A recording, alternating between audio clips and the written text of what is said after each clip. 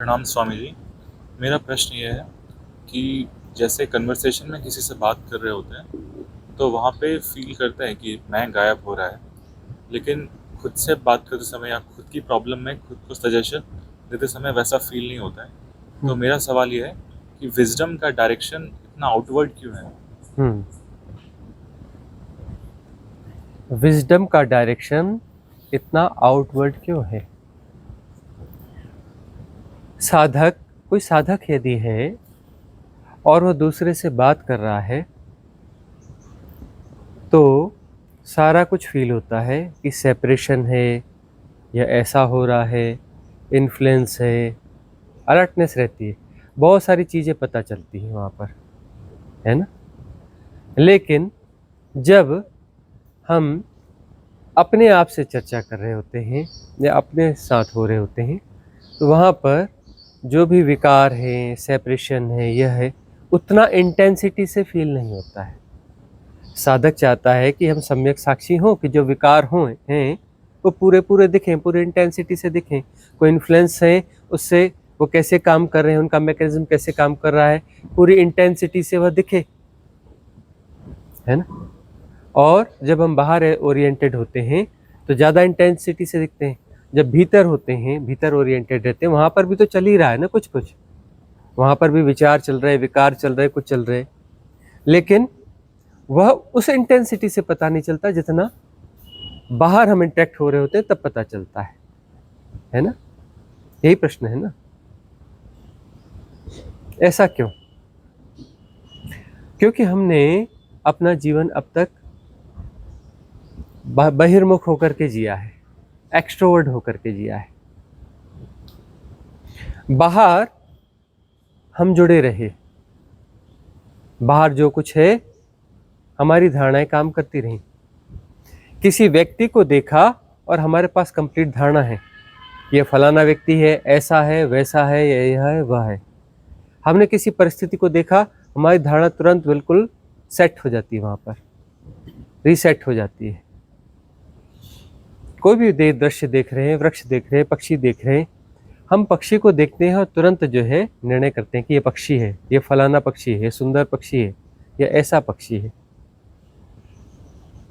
तितली को देखा तो पहले देखते ही तुरंत अब जो है रिएक्शन होता है, नाम आता है, हाँ इसे तितली कहते हैं, ये बड़ी तितली है, इससे छोटी भी होती है, इससे बड़ी भी होती है, इसका कलर ऐसा है, इससे और सुंदर भी होती है, इससे कम भी होती है।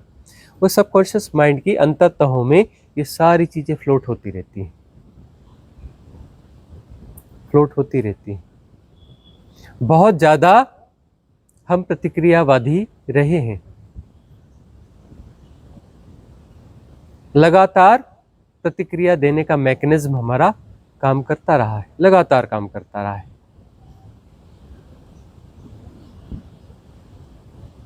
तो जब साधना में गहराई आती है तो वहां पर पहले यही होता है कि बाहर की स्थितियां टूटती हैं, बाहर का मैकेनिज्म टूटता है, जो बाहर के एसोसिएशन से वह टूटते हैं। जागरूकता पहले बाहर की ओर बढ़ती, क्योंकि हम बहिर्मुख हैं, हमारी साधना बाहर से शुरू होती है। हम उसे कहते हैं कि भीतर आओ, भीतर आओ, भीतर आओ, भीतर आने की प्रोसेस चलती है और उसके इम्पैक्ट्स बाहर दिखते हैं। लेकिन बाहर भी हम ज़्यादा काम करते हैं, क्योंकि इन्फ्लुएंस बाहर से भीतर आ रहे होते हैं, इन्फ्लुएंस बाहर से भीतर आ रहे होते हैं, इसलिए हम बाहर ज़्यादा काम करते हैं। और यह सबकॉन्शियसली भी होता है, और ऐसा होना भी चाहिए कि पहली बात तो यह है कि बाहर की एक प्रोटेक्शन लेयर तो लगाई जाए, अंदर से हम क्लींजिंग करते चले जाएं और बाहर से गार्बेज आता चला जाए, आता चला जाए। इसलिए यह एक अंतर समझ भी होती है कि बाहर जो हम कर रहे हैं वहाँ हम अलर्ट रहें कि कुछ भीतर तो नहीं डाल रहे हम, और भीतर डालना बंद करना है। भीतर जो है उससे तो निपटना है ही, लेकिन बाहर से जो भीतर डाल रहे हैं उसमें अलर्ट होना है, तो वहाँ इंटेंसिटी ज़्यादा होती है, वहाँ कुछ ज़्यादा हम बेहतर कर पाते हैं।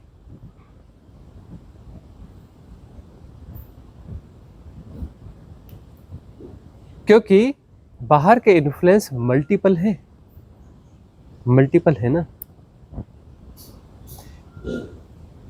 कितनी परिस्थिति और भूमिकाओं को तुम जीते हो, कोई एक परिस्थिति और भूमिका नहीं होती। अर्थशास्त्र जो है तुम्हारी जो प्रमुख परिस्थिति और प्रमुख भूमिका है उस आधार पर तुम्हें डिफाइन कर देता है, यह है। लेकिन तुम अपने आप को जानते हो कि तुम बहुत सारी परिस्थिति और बहुत सारी भूमिकाओं को निभा रहे होते हो, मल्टीटास्किंग हो।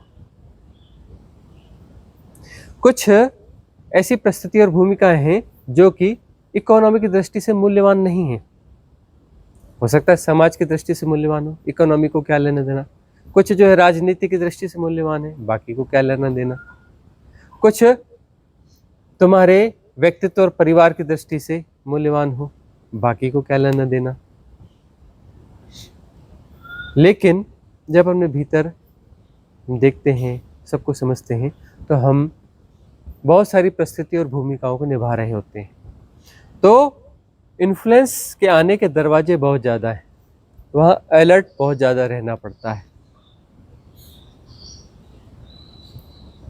और चूंकि वहाँ विविधताएं भी हैं, कभी यह कभी यह कभी यह, साधक कहता है अच्छा मैं तो न जाने कितनी जगह से इन्फ्लुएंस हूँ, क्योंकि अब वो जाग रहा है तो उसे दिखता है और कैसे मेरा रोबोट सेट होता रहा, इसके साथ ऐसा, इसके साथ ऐसा, इसके साथ ऐसा, वो सारा कुछ दिखने लगता है, वो सारा मैकेनिज्म दिखने लगता है। तो मैकेनिज्म इतना स्थूल है वह कि वो ज़्यादा दिखता है और स्थूल से काम शुरू होता है, स्थूल से पहले काम शुरू होता है, पहले दिखता है, वो ज़्यादा दिखता है, वहाँ इंटेंसिटी बढ़ती है। जो भी आउटर अट्रैक्शंस है, साधक उनके प्रति अवेयर होता है और वहाँ उसका काम चालू होता है, अवेयरनेस वहाँ से बढ़ना चालू होती है। अब देखो कि आउटर जो इन्फ्लुएंसेस हैं वह तय करते हैं कि मैं यह हूँ, मैं यह हूँ, मैं वह हूँ, हमारी प्रतिमा वह गढ़ते हैं। हम जो है दूसरों की आंखों में देखते हैं कि हम कौन हैं, है ना। हम अच्छे हैं कि बुरे हैं, श्रेष्ठ हैं कि निकृष्ट हैं, सुंदर हैं कि असुंदर हैं, ज्ञानी हैं कि अज्ञानी हैं। दूसरे हमें कैसा परिभाषित करते हैं उससे हम तय करते हैं और हम अलर्ट रहते हैं कि दूसरा हमें, हमारे प्रति अच्छी राय रखे, उसके लिए हम कोशिश करते रहते हैं कि वो हमारी प्रतिमा जो है ठीक बननी चाहिए, सही बननी चाहिए, अच्छी बननी चाहिए। हम अपनी सोशल इमेज को मैनेज करना चाहते हैं, है ना। तो आउटर इंटरेक्शंस हमारे लिए बड़े मूल्यवान होते हैं। क्यों? क्योंकि हमारे अपने लिए, हमारी अपनी जो पद प्रतिष्ठा है, हमारा जो नाम रूप है, हमारे होने का ढंग है, वह हमारे लिए बड़ा मूल्यवान है ना। वो कहते हैं ना कि धन की हानि हो जाए ज़्यादा कुछ दिक्कत नहीं है, तन की थोड़ी दिक्कत हो जाए, परेशानी हो जाए, ज़्यादा दिक्कत नहीं है, प्रतिष्ठा की हानि नहीं होनी चाहिए, है ना। समाज है सिखाता है ना, धन वापस कमाया जा सकता है, सब हो सकता है, प्रतिष्ठा वापस नहीं कमाई जा सकती। इस प्रकार से समाज तुम्हें मैनेज करता है कि प्रतिष्ठा तुम्हारे लिए सर्वाधिक मूल्यवान है, तो उसके लिए बड़ा जागरूक रहना पड़ता है कि लोग मेरे पास, मेरे बारे में क्या राय रख रहे हैं, कैसा कुछ है ना। और तब जो है वो सारा मैकेनिज्म दिखता है, यह दिखता है कि लोग जो है बाहर से कुछ और भीतर से कुछ और हैं, है ना। वह अपनी प्रतिष्ठा को बचाए रखने के लिए अलग अलग परिस्थिति और भूमिकाओं को निभाने की कोशिश करते हैं, अभिनय से, किसी प्रकार से।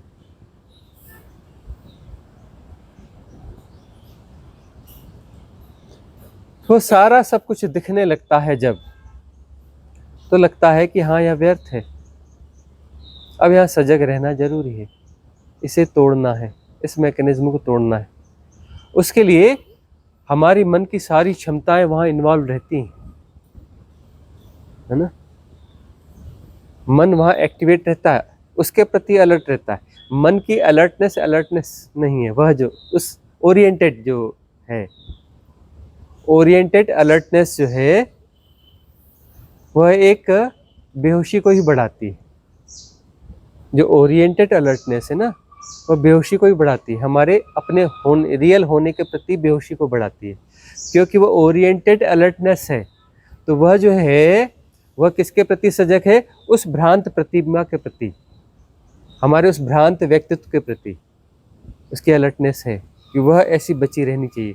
वह हमारी मूर्ति जो है, काल्पनिक मूर्ति जो है, वह बची रहनी चाहिए। वह उसके लिए काल्पनिक नहीं है, उसके लिए वह सत्य है। उसके लिए वह सारा मैकेनिज्म काम कर रहा है ना।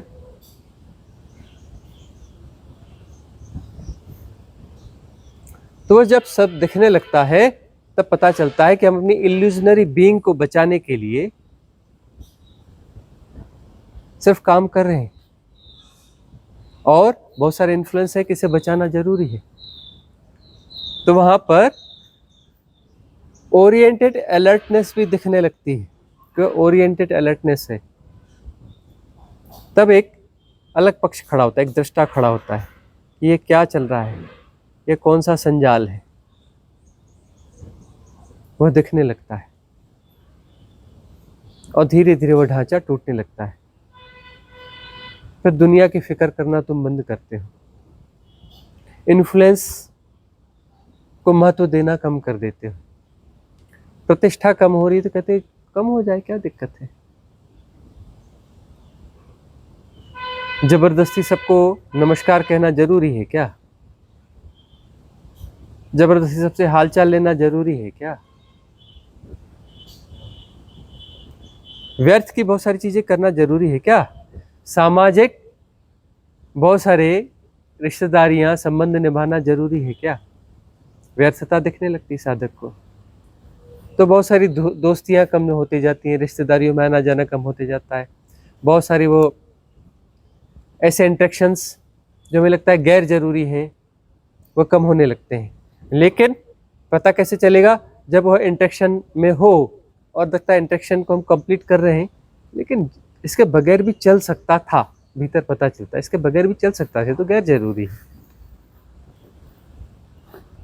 और फिर अगली बार कहते हो अब जाने देते हैं, अब हो गया अगली बार जाने देते हैं। धीरे धीरे कम होते जाएगा, कम होते जाएगा, कम होते जाएगा। बाहर के इन्फ्लुएंस भीतर आना कम होंगे। अंतर की साधना भी चल रही होती है, लेकिन अंदर उस इंटेंसिटी से काम नहीं हो रहा होता है जिस इंटेंसिटी से बाहर हो रहा होता है। इसलिए सजगता तो पूरे जीवन पे फैलानी है कि बाहर के इन्फ्लुएंसेस को भीतर नहीं आने देना है। इंटेंस मेडिटेशंस जो है उसकी प्रक्रिया रोज होनी चाहिए, इसलिए इतनी विधियां दी जाती हैं कि नियमित।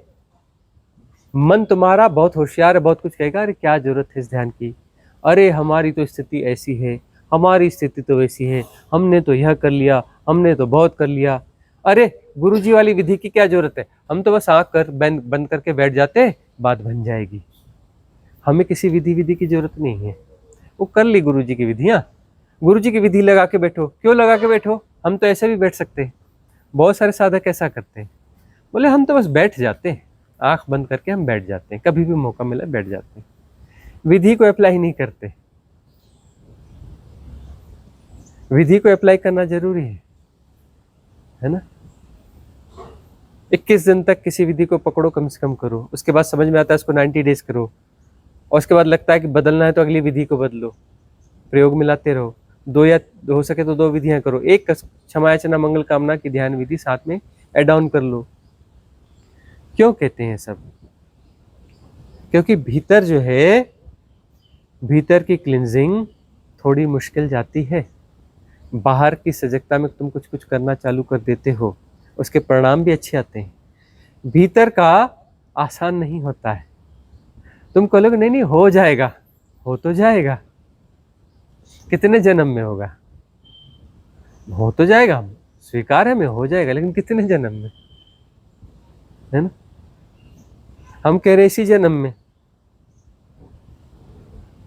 इस जन्म में तो इन विधियों को अपनाना पड़ेगा, इनको बाईपास नहीं कर सकते।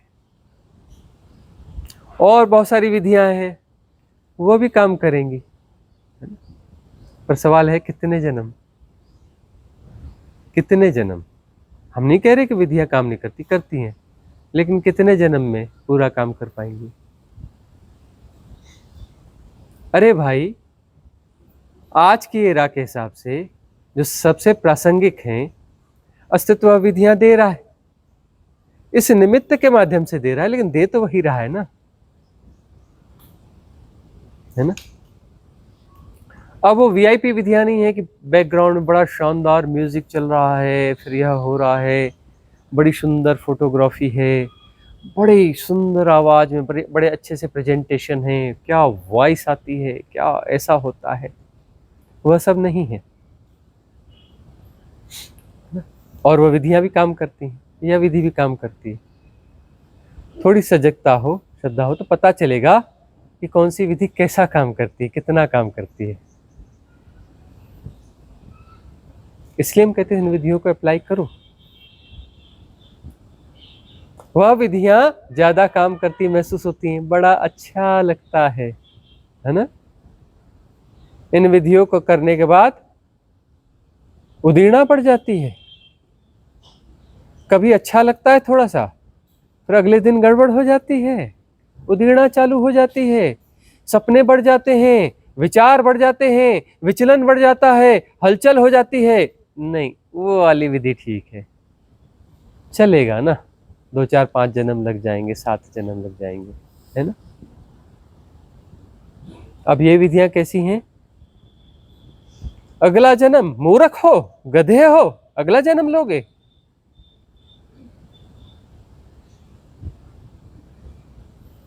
इसी जन्म में आर पार सारे भोग भोगने हैं, धीरे धीरे ग्रेजुअली मत भोगो, किश्तों में, थोक में भोग लो। ट्रांजिट पीरियड आएगा भविष्य में, काय का भविष्य में, साधना करो, आज ही आ जाएगा, कल आ जाएगा, फटाफट आएगा, तेज आएगा, तेजी से भोगो, सब गड़बड़ा जाएगा, हिलडुल जाएगा। समता को पुश रखना, नौकरी करना मुश्किल हो जाएगा, साधना करते चलो, पूरा हिलते डुलते रहोगे, तब भी समता को पुश रखना, नौकरी करने में मुश्किल आएगी, घर चलाने में दिक्कत आएगी, बिजनेस करने में दिक्कत आएगी, भोगना है दिक्कत तो मैं ही भोगना है, किश्तों में जन्म जन्म भोग, या एक ही साथ भोग लो, इसी जन्म भोगना तो नहीं है ना?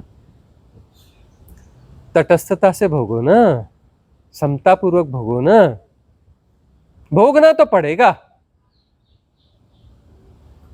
तटस्थता से भोगो, समता से भोगोगे तो उसका प्रभाव कम पड़ेगा। जितने एसोसिएट रहोगे उतना दुख दर्द तकलीफ होगी, जितने कम एसोसिएट होगे उतना दुख दर्द कम होगी, कम होगा। और तटस्थ रहोगे तो बहुत माइनर होगा, बहुत माइनर होगा। भोगना तो पड़ेगा, भोगना तो पड़ता है। हम कह रहे हैं जो कर्म का प्रारब्ध तुम्हें भोगना है, 100% भोग है, 10%, 10% क्यों, 1%, 1% क्यों, 0.1% भोगो ना। भोगना तो पड़ेगा, लेकिन हम कह रहे 0.1% भोगो ना, पूरा भोगने की क्या जरूरत है, उसकी तकलीफ पूरी की पूरी भोगने की क्या जरूरत है, 0.1% भोगो ना। लेकिन जो दूसरा भोग रहा है ना, उससे ज्यादा हम भोगवाएंगे, क्योंकि ढेर सारे 0.1, 0.1, 0.1 एक साथ सिर पे डाल देंगे। तुम बोलोगे वो उतना कहाँ भोग रहा है, हम ज्यादा भोग रहे हैं, है ना? वो एक भोग को भोग रहा है, कर्म प्रारब्ध को भोग रहा है। हम कह रहे हैं 10,000 कर्म प्रारब्ध एक साथ भोगो, तो बोलते और अरे थोड़ा और बढ़ाओ, 1,00,000 कर्म प्रारब्ध एक साथ भोगो, तो 0.1, 0.1, 0.1 करके ढेर सारा हो जाता है। विचलन ही विचलन, ये इधर भाग रहा है, वो उधर भाग रहा है, ये उधर भाग रहा है, अंदर बिल्कुल खलबली मची रहती है। हम कहते तटस्थ रहो, कूटस्थ रहो, समता पुष्ट करते चलो,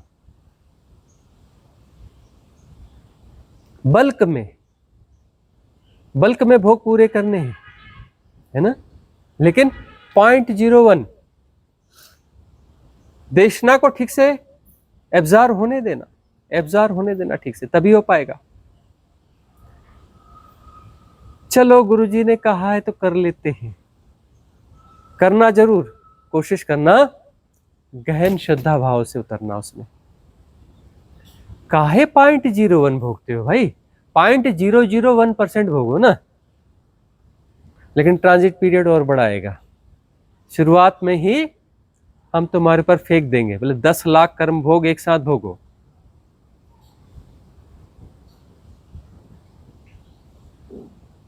एक साथ भोगो, विचलन ज्यादा होगा, समता को ज्यादा पुष्ट रखो।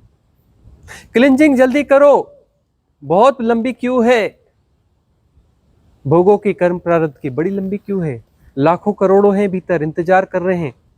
ग्रेजुअली करोगे तो जन्म जन्म लगेंगे। बल्क में भोगो, विचलन आएगा, स्वीकार्यता रहनी चाहिए विचलन की। ट्रांजिट फेज रहेगा, तपश्चर्या का काल रहेगा। बुद्ध का 6 साल रहा, महावीर का 12 साल रहा, कबीर का कितने साल रहा?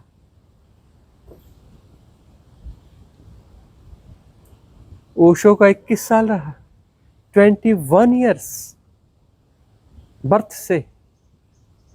कृष्ण का भी ऐसी रहा होगा लंबा, बाई बर्थ ही उनमें क्वालिटी थी, बाई बर्थ ही उनका ट्रांजिट फेज रहा होगा। हमारा ना रहा होगा, बाई बर्थ हमारा भी है।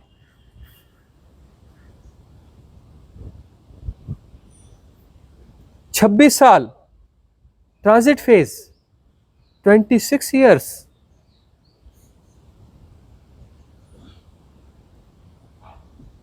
तुम्हारा भी ट्रांजिट फेज रहा है, तुम भी भोगते आए हो, निकालते आए हो, अभी बाकी है।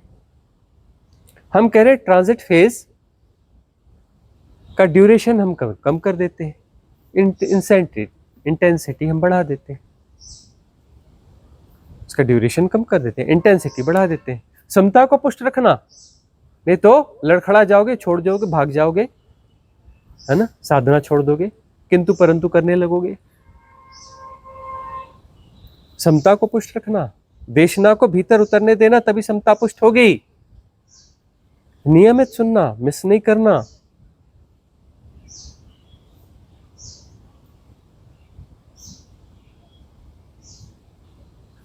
इंटेंस मेथड को हमेशा करते रहना।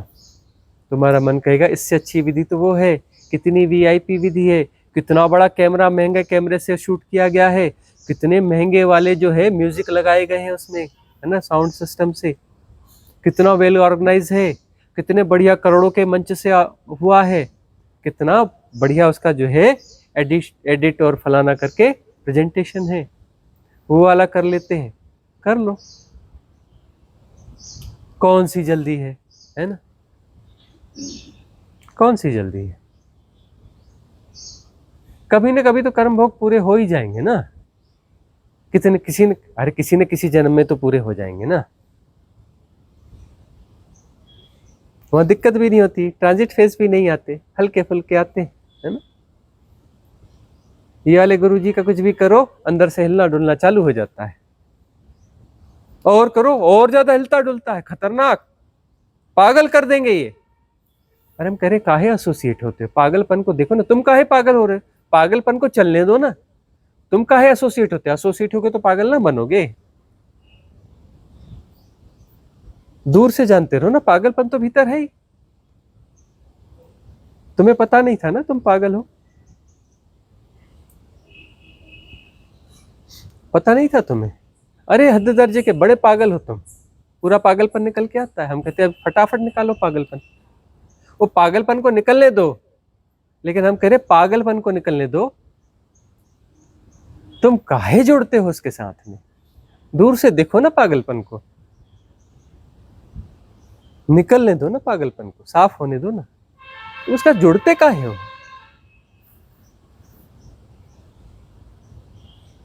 कोई मनुष्य ऐसा है, वीआईपी मनुष्य कोई पैदा हुआ जिसका पागलपन वाला फेज आया ही नहीं? हो सकता है ऐसा? बुद्ध का भी आया, महावीर का भी आया, ओशो का भी आया, सबका आया, कबीर नानक सबका आया, तुम्हारा ना आएगा? भीतर का पागलपन निकलेगा नहीं? सारे विचलन विकार बाहर निकलेंगे नहीं?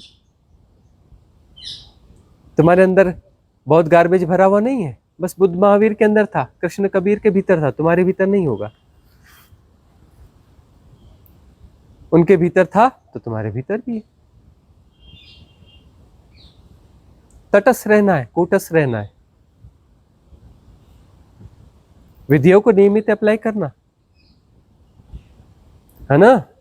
कुछ समय बाद मन गच्चा देने लगता है, गैप करते हैं ना, अरे मन नहीं लगता, अब मन नहीं लगता मतलब मन को फिर सत्ता सौंप दी, मन नहीं लगता, मन कह रहा है मत करो, मन नहीं लगता मतलब मन कह रहा है कि अब मत करो, तो ठीक है, मन के हिसाब से चलते हैं, है ना। और मन का काम क्या है? समय को बढ़ाना, टाइम इल्यूजन को मजबूत करना।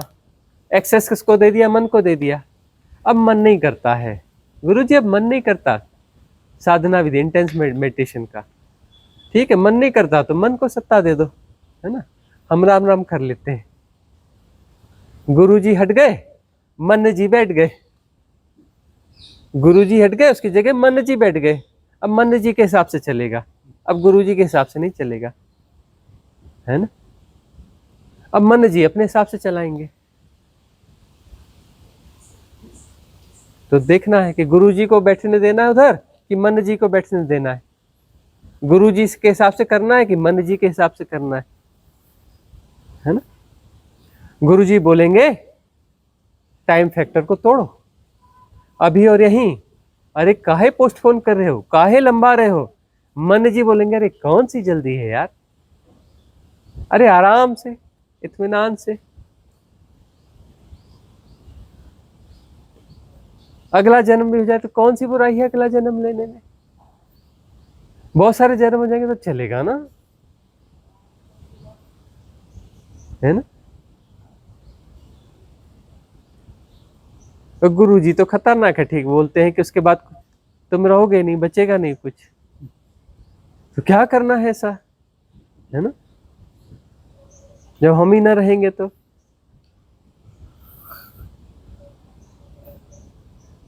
मन जी की ताकत बढ़ती जाएगी,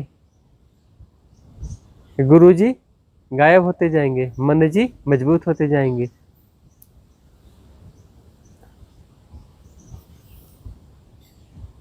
इसलिए देशना को कभी छोड़ना नहीं, भीतर उतरने देना, रेजिस्ट नहीं करना, नहीं तो मन जी सत्ता हाथ में ले लेंगे अपनी, ठीक है ना।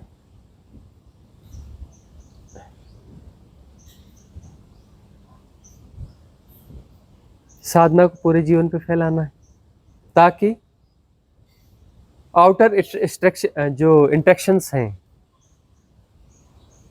वहां भी सजगता बढ़े, इन्फ्लुएंस को भीतर ना आने दे, वहीं का वहीं ब्रेक करते चलें, व्यर्थ की गतिविधियां बंद होती चली जाए, और इनर इंट्रैक्शन के लिए देशना को अच्छे से भीतर उतरने दो, साधना विधियों को नियमित रखो, इंटेंस।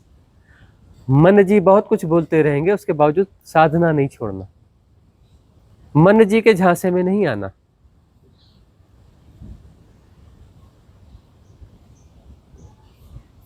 तो बात बनने लगेगी।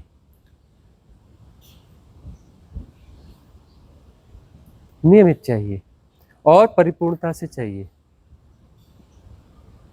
अस्तित्व दे रहा है इन विधियों को, रोज एक नई विधि उतर आती है, आ जाती है ना, अंतिम क्षणों में पता नहीं कैसी कैसी डिजाइन होती है, क्या होती है, और उतर आती है। क्यों उतारी अस्तित्व ने यह विधि? गैर जरूरी थी तभी उतारी कि जरूरी थी तभी उतारी? इस सेरा की जरूरत होगी तभी तो डिलीवरी दी ना, तभी तो आई ना।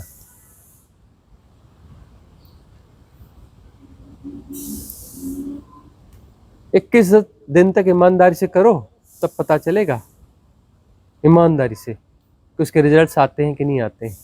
21 डेज।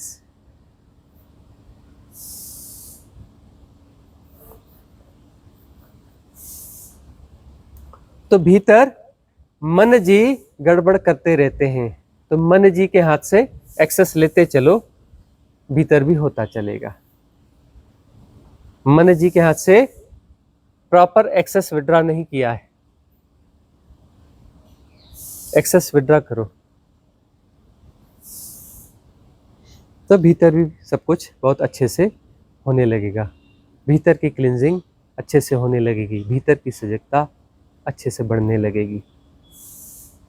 अगला प्रश्न दीपमाला जी। हाँ जी। हम्म। प्रणाम गुरुजी। जब एक साधक को समय का बोध समाप्त हो जाए तो क्या यह उसकी अंतर यात्रा में किसी विशेष अवस्था का संकेत होता है? क्या इसका अर्थ यह है कि साधक काल के बंधन से मुक्त हो चुका है?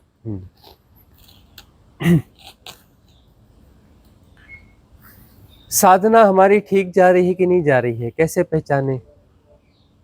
साधक बार बार प्रश्न करते हैं कि हमारी स्टेज क्या है, बताइए गुरुजी। हमारी साधना ठीक जा रही है कि नहीं जा रही है, बताइए गुरुजी। इससे बड़ा स्केल क्या होगा कि समय का बोध जो है, समय का हिप्नोटिज्म जो है कम होते जाएगा, कम होते जाएगा, कम होते जाएगा।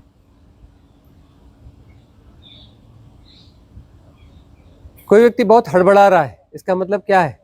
समय के बोध से बहुत ज्यादा भरा हुआ है, तभी तो हड़बड़ा रहा है ना।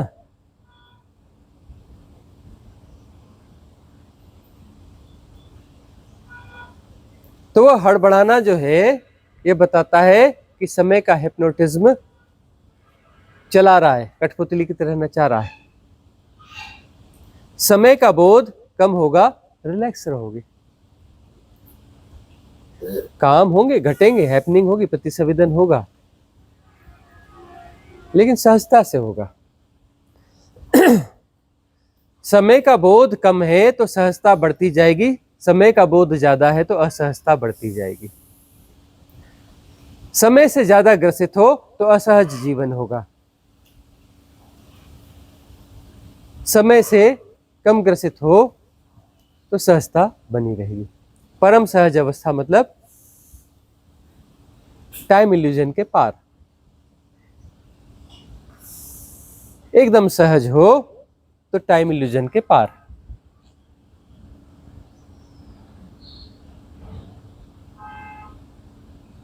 तो सहजता बढ़ रही है, समय का बोध घट रहा है, थिन हो रहा है। यह स्केल है कि साधना ऊपर उठ रही है।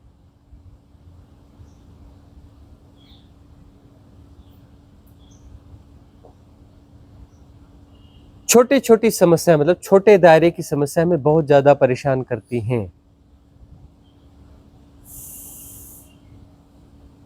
मतलब समय का बोध ज्यादा है। अब ये बताओ कि छोटी मोटी व्यवस्थाओं को करने के लिए यदि बहुत एक्टिविटी की जरूरत पड़ती है तो एक्टिविटी करना असहजता है क्या? नहीं, या थोड़ा सा गड़बड़ हो जाता है। कई बार तात्कालिक परिस्थितियों में वो सब एक्टिविटी करनी पड़ती है, फास्ट करना है, यह करना है, वह करना है, लेकिन भीतर से ठहरा हुआ है।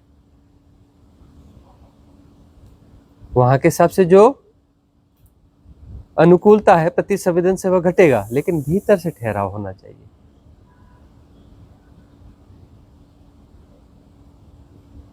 नहीं तो ऐसे सोचोगे तो फिर तो किन्हीं विशेष परिस्थितियों में वहां पर जो हैंडलिंग होनी चाहिए प्रॉपर हैंडलिंग हो ही नहीं पाएगी, है ना। तो व्यवहारिक सत्य भी जो है विरोध में नहीं है। व्यवहारिक सत्य जहां जितने निभाने होते हैं, जिस ढंग से निभाने होते हैं, निभाने होते हैं।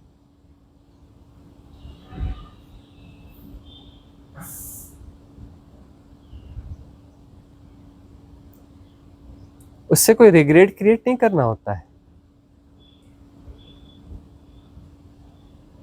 क्योंकि समय के बोध से बाहर होने लगोगे तो रिग्रेट वाली चीजें खत्म हो जाएंगी। जब जैसी परिस्थिति है उस हिसाब से प्रतिसंवेदन से जिया जाएगा। भीतर सहजता होगी।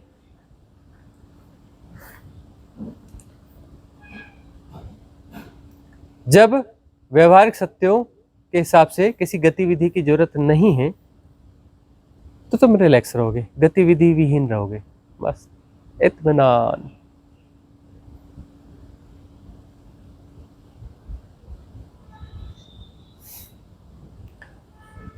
तब इत्मीनान रहेगा। और जब व्यवहारिक सत्यों के हिसाब से गतिविधि की जरूरत नहीं है और विचलित हो, बेचैन हो, अलर्ट,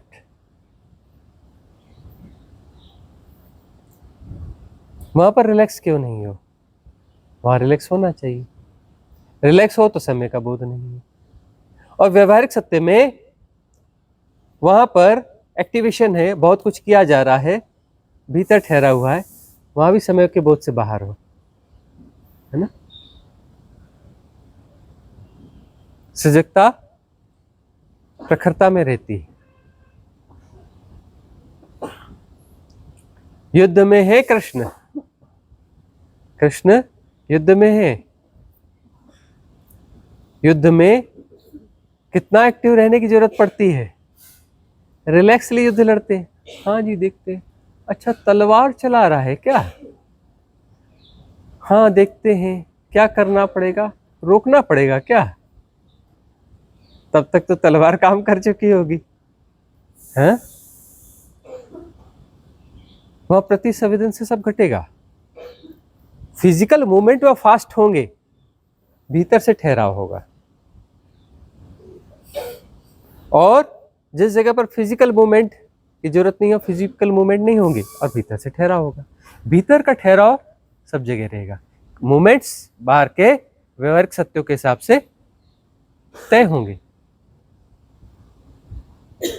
भीतर का ठहराव समय के बोध के बाहर होना है।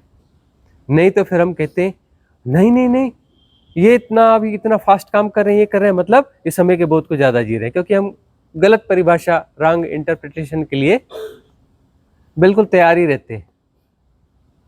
हमारा मन खेल खेलते रहता है, कुछ ऐसे किंतु परंतु पैदा कर देगा कि सारी चीजों को बिखरा देगा, फिर मैट्रिक्स में उलझा देगा, फिर अपने जाल बिखेर देगा। देखो मैं सही था ना।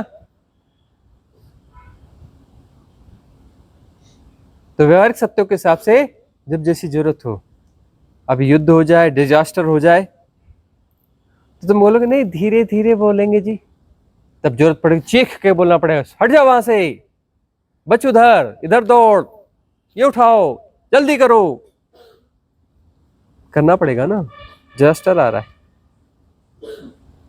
हर क्षण का मूल्य है, हर क्षण का मूल्य है। एक क्षण इधर उधर हुआ, शरीर गया, लेकिन वह भीतर से ठहरा होगा। सजगता परिपूर्ण होगी। सजगता परिपूर्ण मतलब ठहराव है। बेहोशी में गतियां हैं, मामला उल्टा है। बेहोशी में गतियां हैं, सजगता में ठहराव है। सजगता में शरीर गति में हो सकता है, भीतर ठहरा हुआ हो सकता है। बेहोशी में शरीर ठहरा हुआ हो सकता है, भीतर गतियां हो सकती हैं। बेहोशी में शरीर ठहरा हुआ है और भीतर गतियां ही गतियां हैं। सजगता में भीतर ठहरा हुआ है, बाहर से कितनी भी गतियां हो सकती हैं, है ना। प्रति संवेदन के द्वारा वह जो पर्सनालिटी है उसका एक्टिवेशन दिख सकता है, उसकी क्वालिटीज दिख सकती है, उसके स्किल दिख सकते हैं।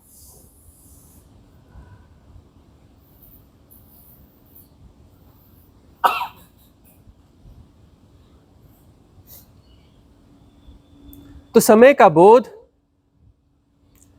जितना थिन होगा वह स्केल है कि साधना ठीक जा रही है, राइट ट्रैक पर है, अपग्रेडेड है। समय के बोध के बाहर हो गए, बात बन गई। जहां समय का बोध नहीं है स्पेस का बोध नहीं है, टाइम एंड स्पेस ये इल्यूजन जो है खत्म हो जाता है। बात बन गई, ठहर गए, ठहर गए, भीतर निश्चलता आ गई। ठहरना, निश्चलता, निश्चल तत्वम जीवन मुक्ति।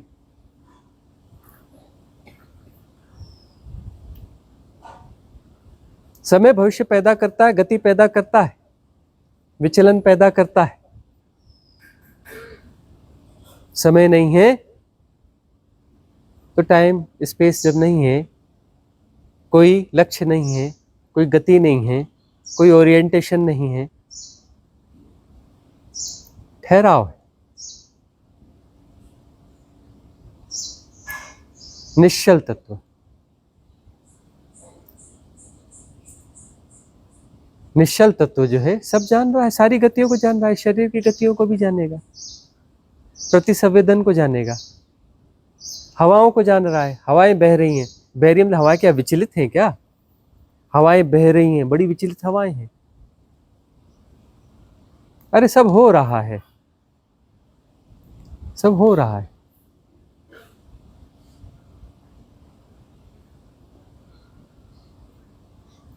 तो ये सारे जो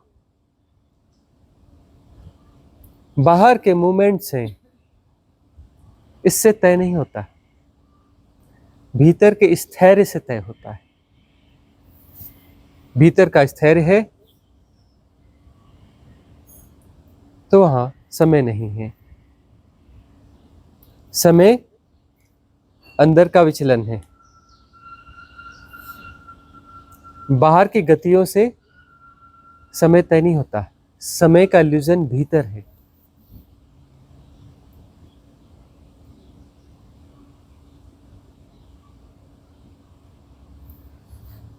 समय भीतर के विचलन से पैदा होता है, जन्मता है, प्रजनित होता है भीतर के विचलन से, और भीतर के ठहराव से समय की मृत्यु हो जाती है, विगलित हो जाता है, विसर्जित हो जाता है।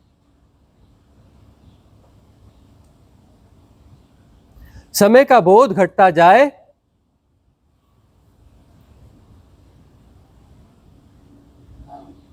वो स्केलिंग है कि साधना ठीक जा रही है, वह पैमाना है। अगला प्रश्न गौतम जी का है। अच्छा तुम तो ये जो चक्र का विधि करते तो हम क्या सामने करे कंसंट्रेट या पीछे करे बैकबोन पे? हाँ, यह जो है बहुत सारे साधकों का प्रश्न आता है कि बैकबोन पर वो चक्रास के पॉइंट्स हैं, अवधान वहां करें कि सम्मुख करें। फ्लेक्सिबिलिटी चाहिए। जिस साधक की जहां अनुकूलता है अवधान की, जहां उसका अवधान घटित हो रहा है वहां कर सकते हैं। बैकबोन में हो रहा है तो बैकबोन में, सम्मुख हो रहा है तो सम्मुख। कुछ साधकों को ऊर्जाओं के उठने का अनुभव और ये सारे वाइब्रेशन सम्मुख में होते हैं, कुछ को बैकबोन में होते हैं। ठीक है ना, जिसका जैसा घट रहा है वैसा, चिंता लेने की जरूरत नहीं है, जैसा घट रहा है वैसा सही है। अगला प्रश्न कम्युनिटी से ले लेते हैं। किसका प्रश्न है?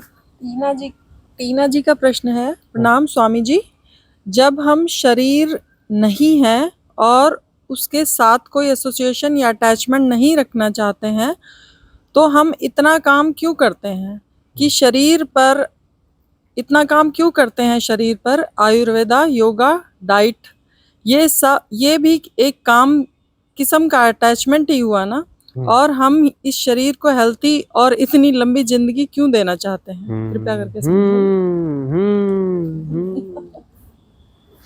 बहुत से लोग ऐसे बोले रहे, ये शरीर वाह बहुत गड़बड़ है।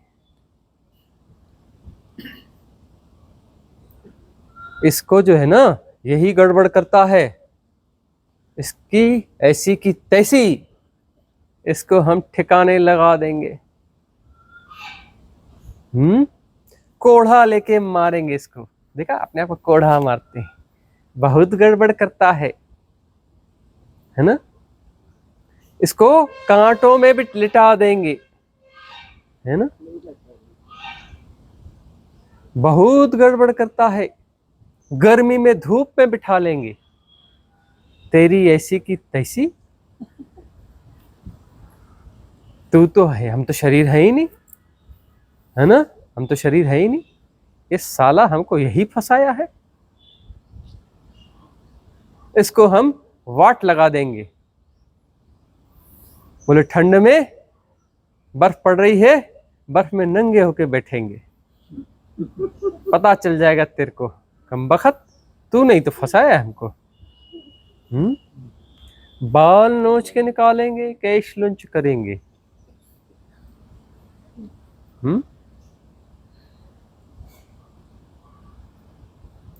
बड़ा उपद्रव मचाता है, खाना नहीं देंगे, जा तेरे को 1 महीना खाना नहीं देंगे, है ना। मजा आ जाएगा लीना टीना, है ना। इसकी ऐसी की तैसी।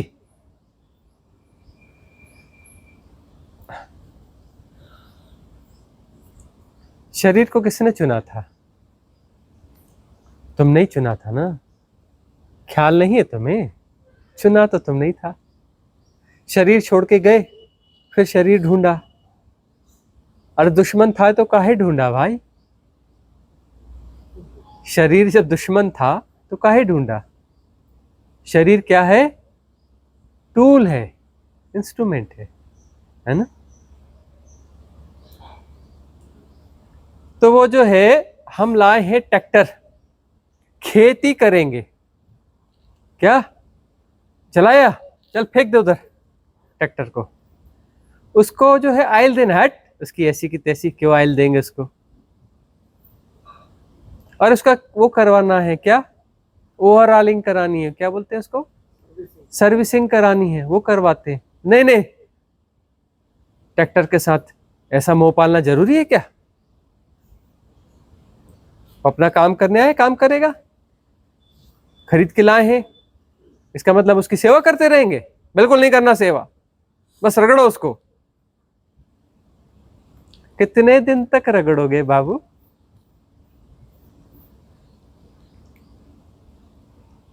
खराब नहीं हो जाएगा? दुश्मन है ना ट्रैक्टर, खरीद के तो लाए हैं, अब दुश्मन है, लेकिन क्या करें, दुश्मन को लेके आए हैं।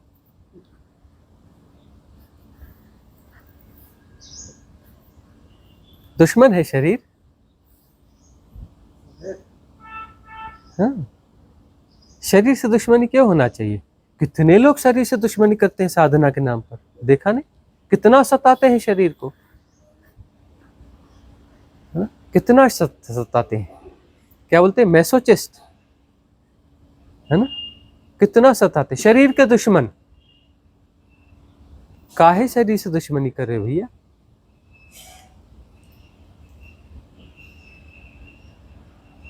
एक बात बताओ, ये जो थेरेपी लेते हो, है ना, आयुर्वेदा की, ये करते हो, ये करते हो, क्यों करते हो? जरूरत से ज्यादा खाया होगा ना, उल जलूल खाया पिया होगा ना,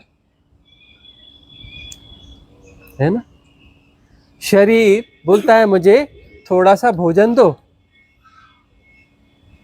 तुम कहते हो थोड़ा सा नहीं, अच्छा है, और खा और खा और खा। दिन में 4 बार खा, दिन में 5 बार खा, दिन में 7 बार खा। कॉफी पी, कॉफी के बगैर मर जाते हैं। हाँ, कॉफी जरूर पीना, चाय जरूर पीना चाहिए। जो चाय नहीं पीता ना, उसकी बड़ी जल्दी मौत हो जाती है। हाँ, बहुत जरूरी चीज है चाय, कॉफी पीना। कोल्ड ड्रिंक्स बहुत जरूरी चीज होती है, पीना चाहिए, है ना। सिगरेट बड़ा फायदा करता है, पीना चाहिए, है ना।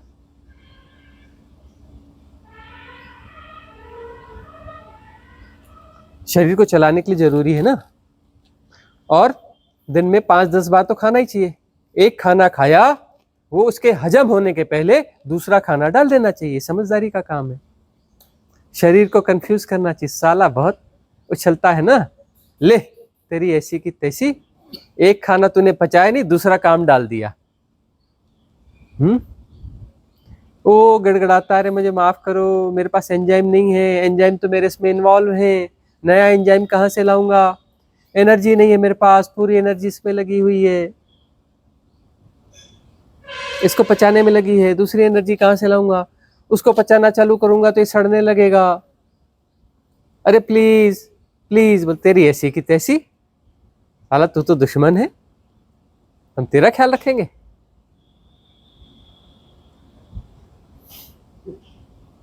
है ना?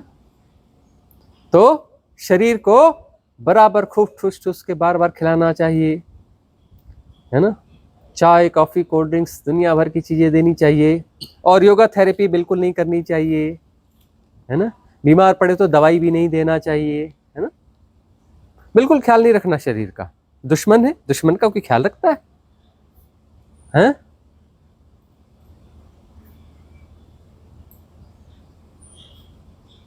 क्या सहजता है? सहजता क्या होनी चाहिए? अरे भाई शरीर है, इंस्ट्रूमेंट के रूप में है, उसे चुना गया है, क्यों चुना गया? उसकी जरूरत होगी तो चुना गया है।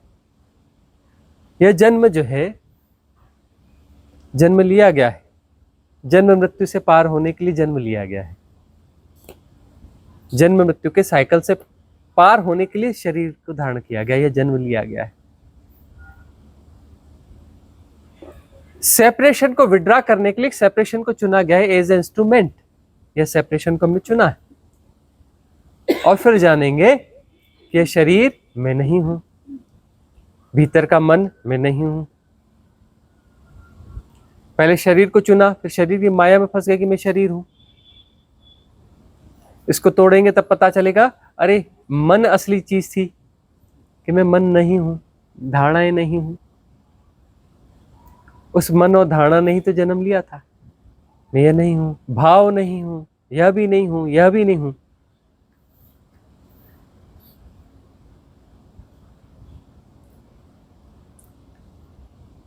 शरीर का ख्याल नहीं रख रहे, बीमार है, यह है, व्यस्त है, ऐसा है, वैसा है, बहुत ज्यादा एंगेजमेंट है, उससे पता चलेगा कि मैं शरीर नहीं हूं। शरीर को एक हार्मनी में ले आओगे। एक शरीर है, स्वस्थ है, पेट में कोई गैस वैसे नहीं बन रही, कुछ नहीं हो रहा, रिलैक्स है ना? रिलैक्स है, तब क्या बोध होता है? विदेहावस्था, मैं देह नहीं हूं, इसका बोध होता है ना? स्वस्थ शरीर को बोध होता है विदेहावस्था का। शरीर जब स्वस्थ होता है ना, शरीर का पता नहीं चलता, तब शरीर को जानना, शरीर की विटनेसिंग आसान होती है। और शरीर का हल्कापन जो है किसी विस्तार का अनुभव देता है, फैलने का अनुभव देता है। जब बड़ा शरीर हल्का लगता है ना, बड़ी अच्छी फीलिंग आती है। अच्छी फीलिंग का क्या मतलब होता है? फैलने की फीलिंग आती है। सारी अच्छी फीलिंग फैलने की विस्तार की फीलिंग आती है, क्षुद्रता से बाहर होने की फीलिंग। उस समय जब अच्छी फीलिंग आती है तो मन, विचार, धारणाएं वगैरह काम नहीं कर रहे होते हैं, है ना? उनकी एक्टिविटीज कम हो जाती हैं। ग्लिम्स आया कि नहीं आया? फैलने का, विस्तार का, आकाश तत्व का ग्लिम्स आया ना? सारा फैलने का अच्छी फीलिंग है, आकाश तत्व की फीलिंग है ना? सारी अच्छी फीलिंग आकाश तत्व की फीलिंग है। तब क्या फीलिंग किसकी है? आकाश तत्व की। शरीर ठीक है तो आकाश तत्व की फीलिंग है। शरीर गड़बड़ है तो शरीर का पता चलेगा। सिर में दर्द है तो सिर ही पता चलेगा, पैर में दर्द है तो पैर पता चलेगा। अभी पैर का पता चलता है? यदि पैर में चोट लग जाए तो पैर का ही पता चलता रहेगा। चोट नहीं पड़ी, ठीक है, तो पैर का पता चल रहा है? नहीं चल रहा। कान का पता चल रहा है? नहीं चल रहा है। कान में दर्द हो गया ना, कान ही कान पता चलेगा, है ना?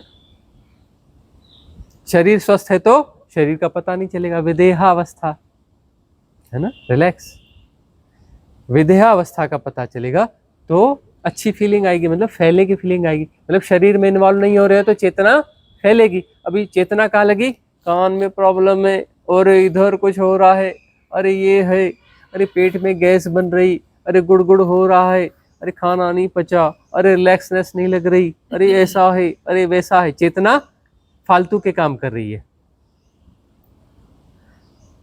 शरीर स्वस्थ, रिलैक्स, हल्का फुल्का है चेतना फ्री है तो क्या करेगी? उड़ती फिरूं, चलती फिरूं, क्या मस्त गगन में, आज मैं आजाद हूं दुनिया के चमन में। क्या है गाना? पंछी बनूं उड़ती फिरूं मस्त गगन में। चेतना जो है उड़ती फिरेगी अनंत आकाश, फैलती जाएगी, फैलती जाएगी। और वहां पर साधना यदि साथ में है, सजगता साथ में है, सदगुरु की देशना साथ में है, शरीर के साक्षी होने लगोगे। नेति, मैं शरीर नहीं हूं, शरीर को जानने वाला हूं।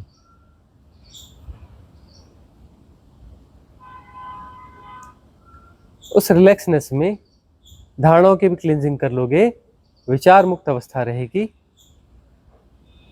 तो थोड़ा बहुत भी यदि मन का विचलन होगा, सघन ना होगा, तो दूर से जानते रहोगे फिर मैं मन नहीं हूं। तटस्थता तो हम कह रहे हैं कि हर स्थिति में रखो, कितना भी विचलन हो वहां जानो कि नहीं हूं। लेकिन जब क्लींजिंग हो जाएगी, विचलन बहुत घट जाएगा, तब दूर से वो मैकेनिज्म दिख रहा होगा, दूरी बढ़ती जाएगी। जितनी दूरी बढ़ा सको उतना अच्छा है। मैं मन नहीं हूं, मैं भाव नहीं हूं, मैं दृष्टा नहीं हूं, मैं साक्षी नहीं हूं, मैं ब्रह्म नहीं हूं, मैं हूं ही नहीं, मैं हूं ही नहीं। कंप्लीट रिलैक्स, मैं हूं ही नहीं मतलब कंप्लीट रिलैक्स।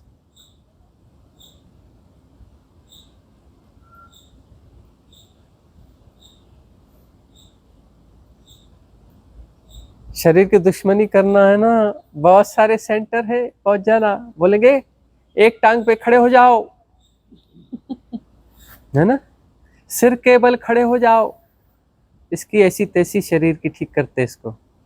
कांटों पे सो जाओ, 1 महीने का उपवास, कोढ़ा उठा के मारो, शरीर को सताओ। जब हम शरीर नहीं है तो शरीर को क्यों हम उसके चक्कर फंसे, इसकी ऐसी तैसी करते हैं ना। चलेगा? एड्रेस भिजवा दे, जाओगी?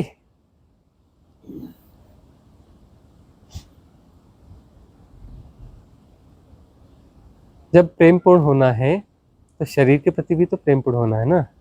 शरीर के प्रति प्रेमपूर्ण होगे तो शरीर की को सुनोगे ना, वो बोलेगा पेट भरा है, प्लीज दूसरा मत देना। वो दूसरा, अरे अभी चौथी बारी तो खा ले, फिर शाम को भी तो खाना है 5वीं बार, और रात को 6वीं बार है। अरे थोड़ा सा तो है, अरे 2 बिस्किट है खा ले, अरे नमकीन अच्छा थोड़ा सा फक्की मार ले, यह कर ले। शरीर बोलता है अरे 2 बिस्किट से क्या होता है, मुझे तो फुली एक्टिवेट होना पड़ेगा, मेरे लिए तो मील है, कम ज्यादा का क्या सवाल है, प्रोसेस तो कोई होगी, वैसे ही एंजाइम्स छोड़े जाएंगे, वैसे ही मुझे काम करना पड़ेगा, वैसी पूरी फैक्ट्री चलानी पड़ेगी। कैसे चलाऊं? सारी एनर्जी तो कहीं और इन्वॉल्व है, पहले वाला बैलेंस है, पहले की 3 खेप अंदर है, चौथी खेप आ गई, एक का इंतजाम नहीं हुआ, चौथी खेप आ गई, 5वीं खेप आ गई। बोले कुछ नहीं होता, थोड़ी सी चाय पी ले, उससे डाइजेशन ठीक हो जाएगा। एक कोल्ड ड्रिंक्स,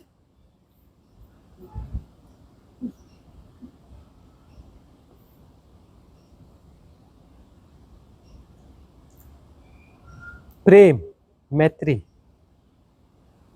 निकटवर्ती है। वो एक हमारे नेताजी ने कही थी बात, पता होगी ना, हम मित्र बदल सकते हैं पड़ोसी नहीं, इसलिए पड़ोसी मित्र होना चाहिए, नेताजी कहते थे ना, हमारे अंकल जी। तो जो है शरीर है, तुम इसे भी बदल नहीं सकते, बहुत निकटतम पड़ोसी है, निकटतम पड़ोसी है।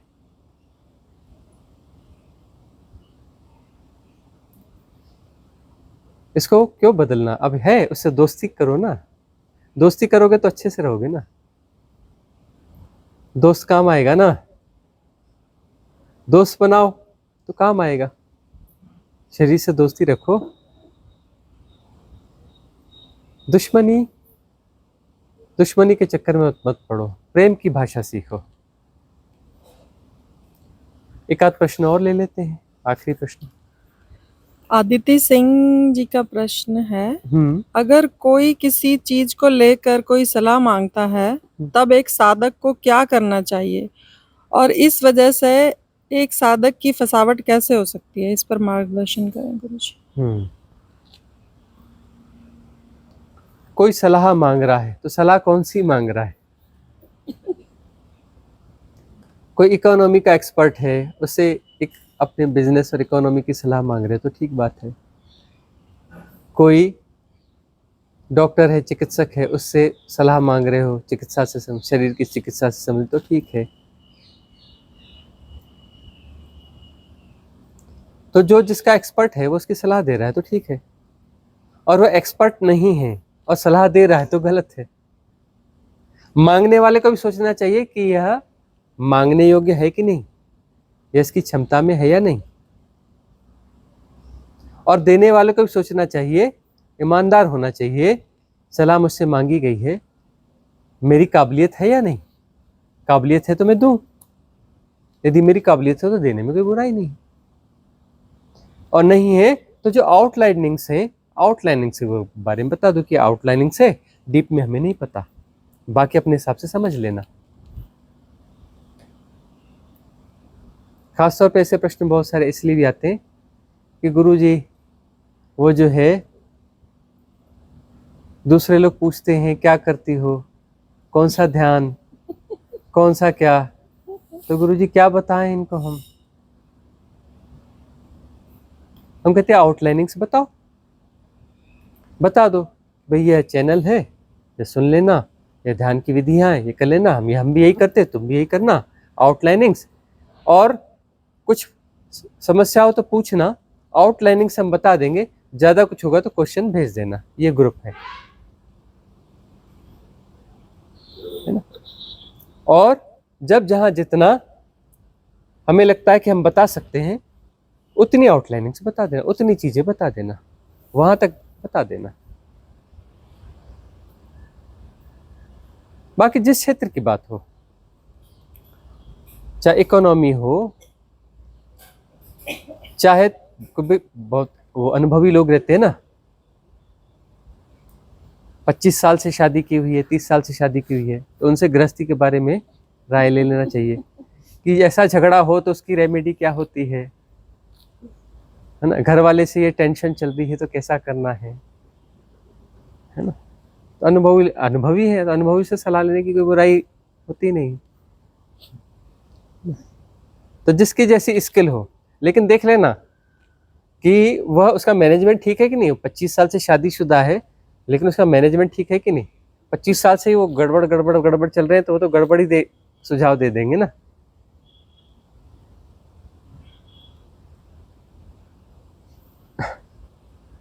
तो सलाहें सोच समझ के देना, सोच समझ के लेना, ठीक है। अगला कोई एक आध प्रश्न है? हाँ, अनिल जी का प्रश्न।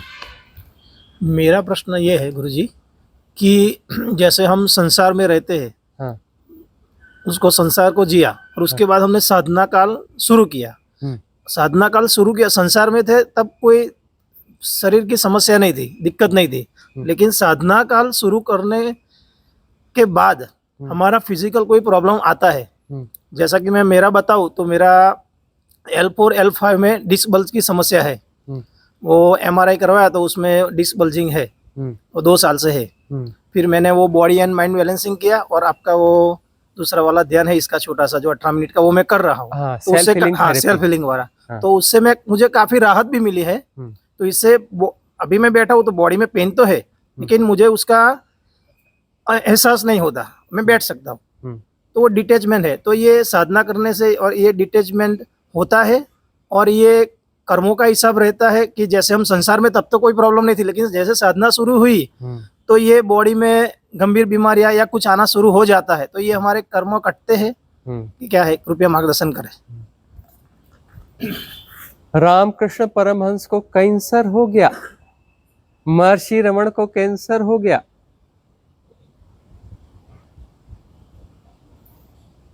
योगानंद परमहंस, उनको डायबिटीज के अलावा भी और बहुत सारी समस्याएं थी, ओबेसिटी और बहुत कुछ था। ओशो को डायबिटीज, दांतों की समस्या, ऐसे और छोटी छोटी बहुत सारी प्रॉब्लम्स थी, बहुत सारी बीमारी थी ओशो को। उसके अलावा एक विशिष्ट बीमारी भी थी, उसके लिए रजनीशपुरम बसाया गया था। उनके शरीर को बहुत हिसाब से रखना पड़ता था, उस डिसीज के हिसाब से। कोल्ड डेजर्ट चाहिए था, इसलिए जो है वहाँ पर ये नगर बसाया गया था, अमेरिका में, ओरेगॉन में, है ना। बुद्ध को भी बीमारियां होती थी, है ना, प्रॉब्लम्स चलती रहती थी। तो शायद राजा प्रसन्नजीत हैं, उन्होंने अपना जो प्रमुख वैद्य है जीवक, उनको गिफ्ट कर दिया एक उम्र के बाद कि नहीं, ये आपके पास ही रखो, ये आपके साथ ही यात्रा करता रहेगा, जहाँ जैसी समस्या आएगी आपका ट्रीटमेंट करता चलेगा। एक वैद्य उनके साथ रख दिया राजा ने कि नहीं, ये साथ में ही चलेगा भाई, आपके प्रॉब्लम्स होती होंगी, तभी तो इतना महान वैद्य, ऑर्डिनरी वैद्य नहीं था। मतलब उसकी सर्जरी 100% होती थी, हैवी से हैवी सर्जरी कर देता था, पूरा दिमाग खोल करके अंदर ठीक करके वापस जोड़ देता था, हार्ट निकाल करके ठीक करके जोड़ देता था, हैवी से हैवी सर्जरी कर देता था, हर प्रकार की चिकित्सा करता था, महान वैद्यों में। उसका नाम क्यों नहीं पढ़ने में आता पता नहीं। सुश्रुत और चरक की हैसियत का था, उससे कहीं भी कम नहीं था। लुकमान की हैसियत का था, उससे कम नहीं था, शायद 1-2 कदम आगे भी रहा हो। बुद्ध ने एक मेजर सर्जरी करवाई थी अपने गृहस्थ साधक की, पूरी खोपड़ी खोल करके मस्तिष्क का बड़ा ऑपरेशन किया था और 100% सफल रहा था, जीवक ने किया था। तो जो है बुद्ध पुरुषों को भी इतनी बीमारियां होती थी, साधक को, अब साधक को भी तो बीमारियां होंगी ना। मतलब ये क्या होती हैं? बल्क में कर्मास कटते हैं, कर्म जो है बल्क में कटते हैं। बहुत सारे बुद्ध पुरुष तो आयोजन करते हैं, अस्तित्व के सामने प्रे करते हैं कि जो बचा खुचा है एक बड़ा डिसीज बना के डाल दो, जो भोग है एक साथ कंबाइन कर दो, एक भयंकर डिसीज बना के डाल दो इस बॉडी में।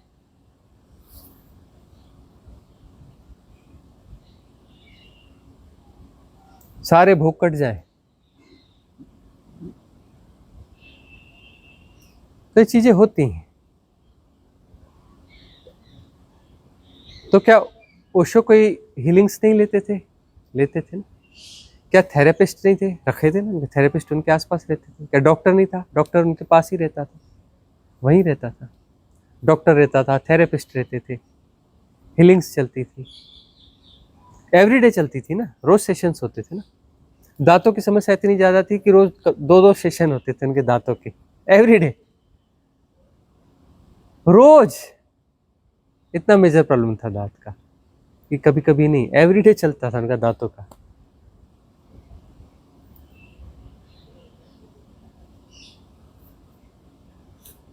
तो ये सब जो है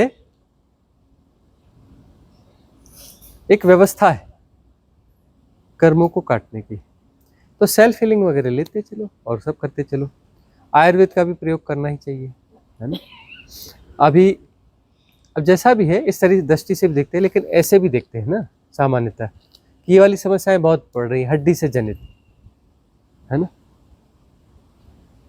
तो कैल्शियम भोजन में शामिल होना चाहिए। शायद नेचुरली कैल्शियम शरीर को नहीं मिल पा रहा है, तो चूना जो होता है वो कैल्शियम कार्बोनेट कहते हैं उसे। शोधित चूना, साफ किया हुआ चूना, इसकी प्रोसेस होती है, वह एक चावल के दाने के बराबर 24 घंटे में एक बार भोजन में शामिल होना चाहिए। वह मल्टीपल बेनिफिट करता है हड्डियों को मजबूत करने के अलावा, है ना। वह और क्या करता है? वह जो है विटामिन्स और मिनरल्स को डाइजेस्ट करने के लिए कैटालिटिक एजेंट की तरह काम करता है।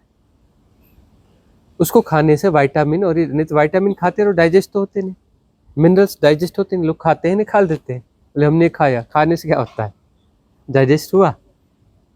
तो कैल्शियम नेसेसरी है उसके लिए, कैल्शियम खाओगे तो डाइजेस्ट होंगे, नहीं तो नहीं डाइजेस्ट होंगे।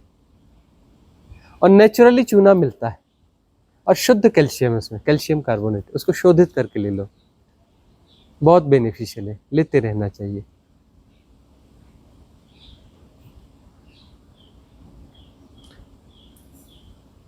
अब यह है कि उल्टी सीधी चीजें बटोरते हैं, गार्बेज खाते रहते हैं, स्पिरिचुअल गार्बेज इधर उधर का खाते रहते हैं, उसके बजाय आयुर्वेद सीख लो ना, आयुर्वेद, थोड़ा बहुत आयुर्वेद सीख लो, खुद सीखना चाहिए, खुद की चिकित्सा करो, अपने आसपास वालों की भी चिकित्सा कर लो, क्या बुराई है। और थेरेपी तो डाली हुई है, थेरेपी का प्रयोग करते रहना चाहिए।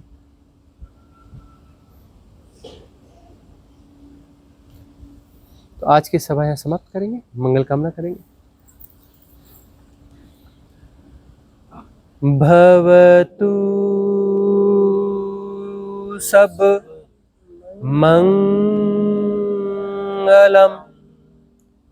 भवतु सब मंगलम, भवतु सब मंगलम। सबका मंगल हो, सबका कल्याण हो, सबका मंगल हो, सबका कल्याण हो, सबका मंगल हो, सबका कल्याण हो।